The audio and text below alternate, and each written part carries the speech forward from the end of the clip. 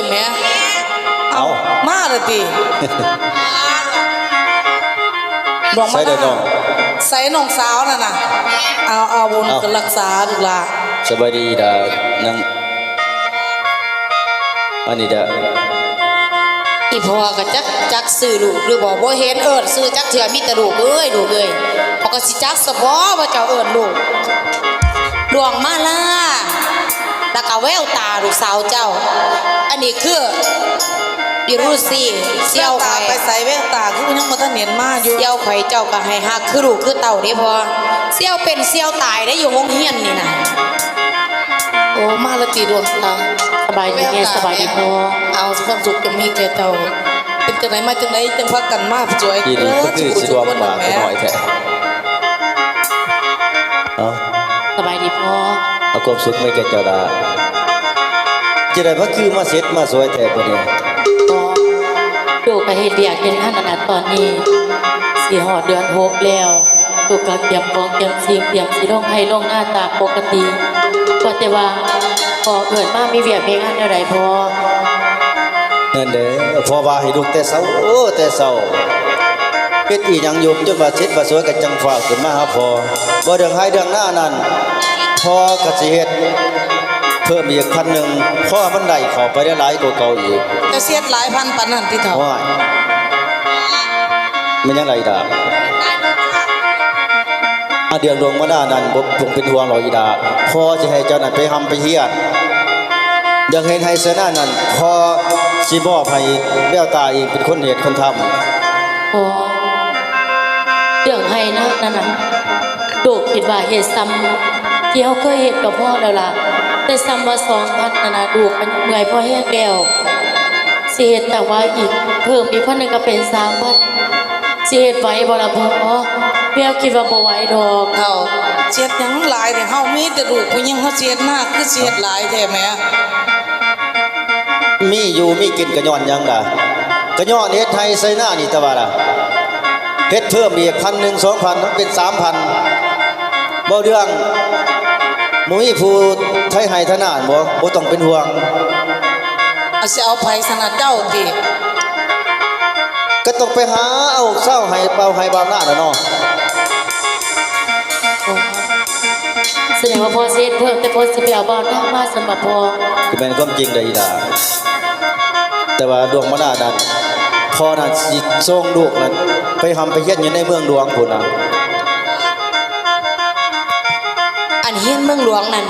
หลวงมาลายังบ่ทันได้จบปริญญาตรีอยู่พอให้จบอยู่ปากเซ่ซะก่อนแล้วหลวงมาลาสิไปต่อโทอยู่เวียงจันทน์อีกประมาณ2 เดือนหลวงมาลาก็จบแล้วพอโอ้ไปดวงก็คือกันเอื้อยเวลาเจ้าพักของข้ามุกเนี่ยเจ้าก็ไม่เห็นเบียกเห็นซอยกันที่เอื้อยเวลาวันเสาร์วันอาทิตย์ก็ออกว่าหน้าซอยน้องนั่นแหละน้องสมือนี่น้องสิบ่ไหวเดี๋ยวนี้อีหยังทุกอย่างน้องก็เป็นคนเฮ็ดเจ้าเว้าซอยหลวงมาลาเนี่ยบ่เป็นจังดอกอีดา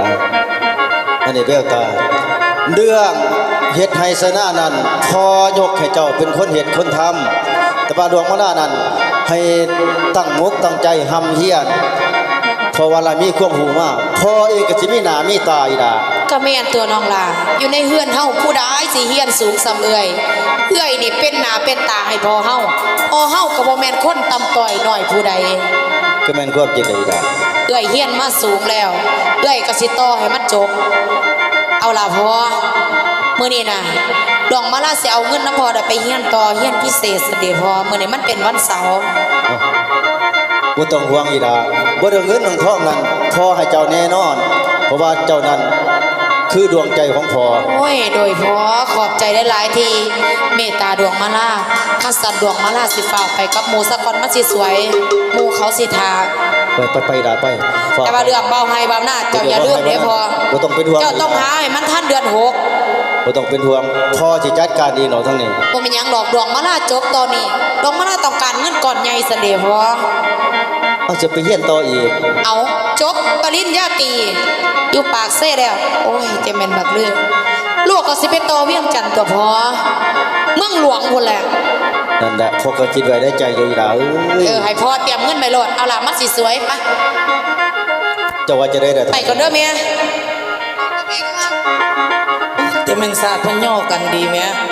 พอย่ ามเวียกให้มันซอยน้องซอยนุ่งตัวเท่านี้แม่จะมาสิให้แต่อีนางเฮ็ดผู้เดียว มันคนทำคนเฮียนมาเฮ็ดน้ำให้หน้ามันบ่จักเฮ็ดดอกเขา พอ วันเสาร์วันอาทิตย์ก็ให้มันมาเฮ็ดซอยน้องซอยนุ่งมันก็แล้วไว้ตัวเท่านี้ว่าจังได แปล ล่ะ ตาว่าให้เอ่ยแล้วหยุดก่อนซะเป็นอย่างเดือมเดือเพียนพอแต่ซ้ำนี่เขายังบ่มีเงินสิส่งเราเลยเด้แต่พอเสียวเงินท่านไหนส่งเสียให้เราเฮียนดงหลวงนั่นพอ นี่แววตา อันเรื่องทรงหำทรงเฮียนนั้นบ่ต้องเป็นห่วงดอกพอมีให้มีหน้าอยู่มีขั้วมีงัวอยู่พอสิขายกให้ลูกสาวของพอนั่นไปหำไปเฮียน พอคิดดีแล้วบ่พอสิขายจังได ถ้าลูกสาวพอเฮียนใดมันก็มีหน้ามีตาในสังคมบ้านเมือง พออีหยังก็ตามสร้างลูกได้ยินว่าพ่อสิขายกล้วยที่ลูกหักลูกแพงลูกเลี้ยงมาตั้งแต่น้อยๆอยู่น้ำกันพ่ออยากขายมันเด้อพ่อ นี่แววตา อันเรื่องสัตว์เรื่องสานั่นมันเป็นของแลกเปลี่ยนลูกบ่ต้องห่วงหรอก พ่อให้ถึงตู้ตัวนั้นจังไดแววก็บ่อยากให้พ่อขายดอกแววได้ยินว่าพ่อสิขายส่งเอื้อยเฮียนที่ต้นสากมันบ่ขายดอกนะพ่อ พวกขายเป็นหยังเฒ่า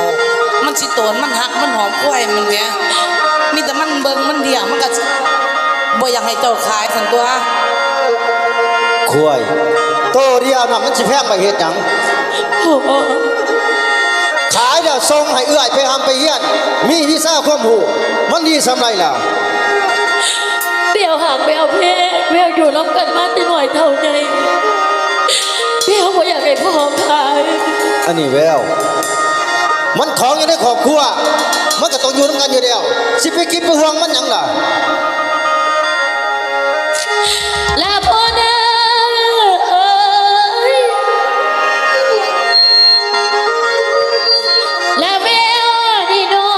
งฟังพ่อเว้ามันเอาอยู่ในอกอีพ่อ อดเอาลูกหลาอดเอา โอ้ยเด้น้องพอปัดตกกันหน้าลูกบาดได้ฟังคำเว้า สิมาให้มาห้องเฮ็ดหยังอัดควายตัวเดียวขายไปเดี๋ยวมันก็ได้เอาไปต่อ และพ่อนาเอ้ยควายนั่นน้องลูกนี่ฮักแท้ๆอย่าเว้าโอยไปทางไกลพ่อ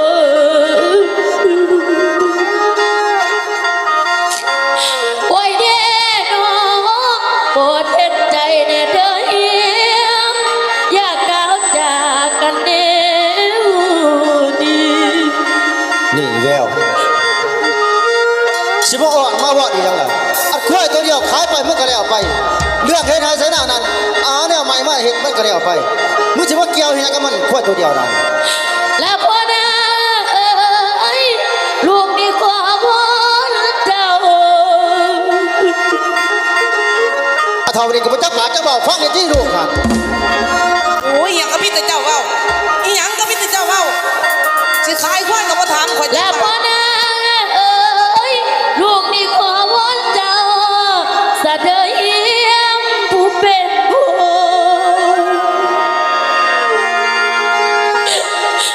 โอ้ยเด้น้องควายตัวเดียวพอนั้นน้องเพิ่นเบาสิขายซัมซุงเฮียน ลูกหลานตัดสินใจซะขายซะตามใจพ่อเจ้าซะแม่ว่านั่นน่ะ และแม่นาเอ้ยลูกนี่น้องแม่เดี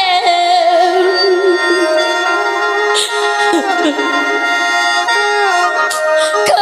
ยห่วงอยู่น้ำกันที่แม่เอ้ย โอ้แม่ก็เสียจังไดลูกหลานพ่อเจ้าเว้าบ่ฟังความกันพ่อแม่แม่ โอ้ยเด้น้องทรมานกันหัวใจเหตุจังใดละเขานี้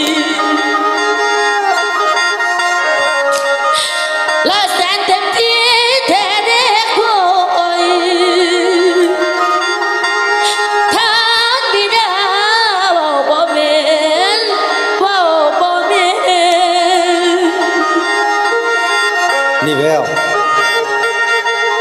เป็นหยังมาพอว่าเสียวพ่อแม่นี่นี่หึอันขายแล้วก็ให้เอื้อยนั่นไปหำไปเฮียนไล่วิซ่าข้อมูมีหน้ามีตาในพื้นบ้านเฮา และพ่อนางเอ๋ยเศร้าตาเด้อพ่ออย่าเว้าอีนางนี่แม่นบ่ยอมโอ้ยอีพ่อเอ๋ยอีพ่อเอ๋ยพ่อจังไหนเบลก็บ่ยอมขายดอก แวว ไอ้เบลก่อตา มึงคิดว่ามึงสิหามพอได้บ่ได้นี่หึพอเป็นพอของแววเป็นหยังพอสิขายบ่ไรคุ้ยพอก็เฮ็ดหามา ไปซ้ำนี่เจ้าก็ให้ลูกปานนั้นที่เท่าซ้ำขายควายลูกบ่ให้ขายเจ้าก็ให้คือท้ายฟาดปานนั้นติ นี่ เจ้าหันฟังแต่ความรู้เจ้าหัน โอ้เท่านี่แม่ คอยสิขายแล้วเสียให้ลูกสาวคอยไปหำไปเฮียนเอานี่นี่แววนี่มันก็อันนี้แล้วให้ลูกหันออกเมื่อหายเมื่อหน้าสาม พ่อบอกเคยหักแววเลย มีอย่างพ่อก็หักตั้งแต่เอื้อยเพียวเห็นอย่างไปพ่อบอกเคยถึงผมถึงใจจะเถื่อน เอื้อยเป็นคนหำคนเฮียนพอสนับสนุนเจ้ามันเป็นคนเฮ็ดให้ใส่หน้า อาลูกหลาจังสิอีหลาเมื่อให้เมื่อหน้าเด้อลูกหลาเด้อไปหาเตรียมสิวานก้าวานมุ่งเฮาก็เฮ็ดหน้าหลายบ่หลายเด้อลูกหลา ทำบัตรแต่สันแพวเอกสิออกเมื่อหน้าโมเนียก็เอ่ยแม่ไปหาเก็บที่อยู่ที่เศร้า ไปเตรียมบ่อยู่บ่นอนไอ้สิเศร้าหมกเศร้าใจแล้วเด้อลูกหลาเด้อเฒ่าคอยเบิ่งเจ้านี่เจ้าคือฮักลูกบ่เท่ากันค่อยว่า มันว่าแม่นหักลูกบ่เท่ากัน นี่แล้วคอยหักมันให้มันเฮ็ดสรรสร้างพ่อห่างพ่อมีพ่อได้พ่ออยู่พ่อกินนั่น โอ้เฮ็ดสร้างคอยก็ฮู้ว่าอยู่ยามวันพักวันหยุดก็ว่าบ่อยากให้ลูกสาวใหญ่นั่นเฮ็ดคอยว่ายามวันเสาร์วันอาทิตย์คอยว่าให้มันเฮ็ดนํกัน ให้มันออกไปเฮ็ดซอยน้องฝ้าวมันแล้วมันตัวเจ้าก็บ่อยากให้ลูกสาวเจ้าเฮ็ด เฮ็ดจังไดมันมามันก็มือไอเดียวรวบหน้ารวบหลัง ไปบ่ต้องเว้าหลายความไปเถอะไป เอาอาจารย์